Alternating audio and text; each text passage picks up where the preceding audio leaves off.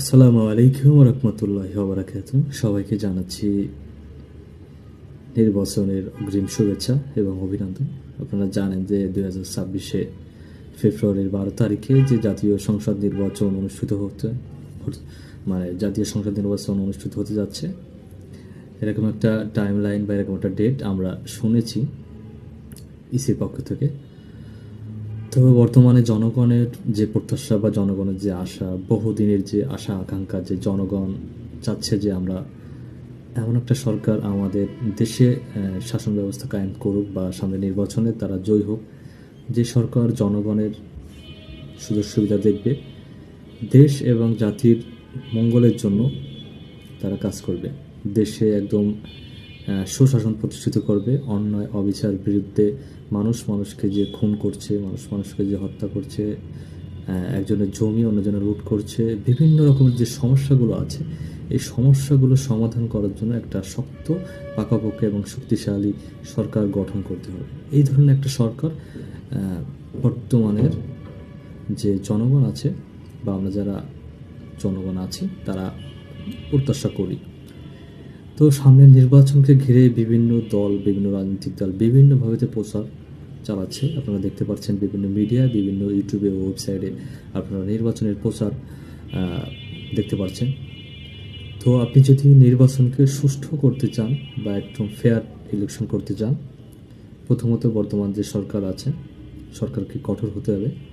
আইন শৃঙ্খলা বাহিনী যারা আছে তাদেরকে কঠোর হতে হবে। কোনো রকমের অন্যায় অবিচার বা কোনো রকমের রাজনৈতিক যে ক্ষমতা আছে, যে একটা দাপট আছে, এটাকে প্রশ্রয় দেওয়া যাবে না।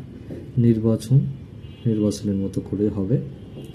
জনগণ যাকে ভালো মনে করবে তাকে ভোট দিবে, এটাই হচ্ছে জনগণের প্রত্যাশা।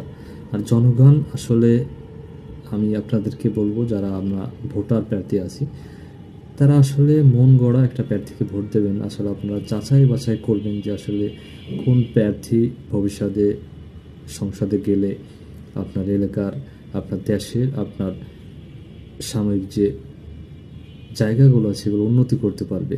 সৎ এবং সচ্চরিত্রবান, ঘুষ, দুর্নীতি, অন্যায় অবিচার, কাউকে হয়তো মারধর করা, যে সমস্ত কার্যকলাপ সমাজে বিভিন্ন খারাপ দিক সৃষ্টি করে, এই সমস্তর বিরুদ্ধে যে প্রতিবাদ করবে, সমাজটাকে সুস্থ এবং সুন্দরভাবে তৈরি করবে, দেশের সম্পদ ঠিক রাখবে, দেশকে ভালোবাসবে, দেশের মানুষকে ভালোবাসবে এবং সর্বোপরি দেশের মঙ্গল এবং দেশের উন্নতি করার জন্য সৎ, সাহসী, যোগ্য এবং প্রার্থী দরকার। সংসদে যারা যাবে তাদেরকে আপনারা নির্বাচন করবেন, যারা নির্বাচনে দাঁড়িয়েছে তাদেরকে আপনারা বিবেচনা করবেন যে আপনি কাকে ভোট দেবেন। আপনার একটি ভোট অনেক মূল্যবান। তো আপনি চেষ্টা করবেন যে আপনার এলাকায় যে প্রার্থী আছে তার আসলে টাকা, ক্ষমতা বা তার প্রভাব বিস্তার করে আপনি আসলে তাকে ভোট দেবেন, এটা আমাদের জনগণের একটা মন্তব্য। আসলে যে যোগ্য, সৎ এবং তাকে ভোট দেওয়া উচিত। তো আপনি নির্বাচন করবেন কাকে ভোট দিলে আপনার ভালো হবে বা সামনের ভবিষ্যৎটা ভালো হবে, সামনের দেশ আরও ভালো চলবে, দেশের উন্নতি হবে। দেশের স্বার্থ বিবেচনা করে দেশ যদি ভালো থাকে আপনিও ভালো থাকবেন, আর আপনি ভালো থাকলে দেশও ভালো থাকবে। তো সব কিছু মিলে এই দেশটাই আমাদের একটা পরিবার। তো এই পরিবারটাকে কীভাবে ভালো রাখা যায়, দেশটাকে কীভাবে উন্নতি করা যায়, সেই বিষয়ে আমাদেরকে চিন্তা করতে হবে।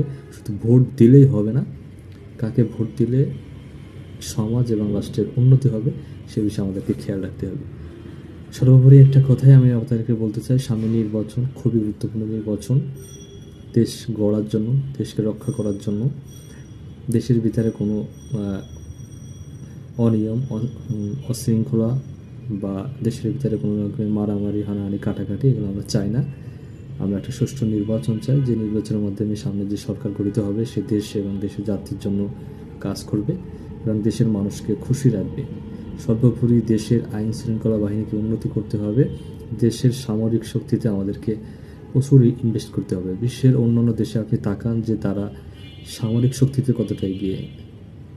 বাংলাদেশের প্রায় 50 বছর পূর্তি হয়ে গেছে স্বাধীনতার, কিন্তু আসলে সামরিক শক্তিতে তেমন কোনো উন্নতি হয়নি।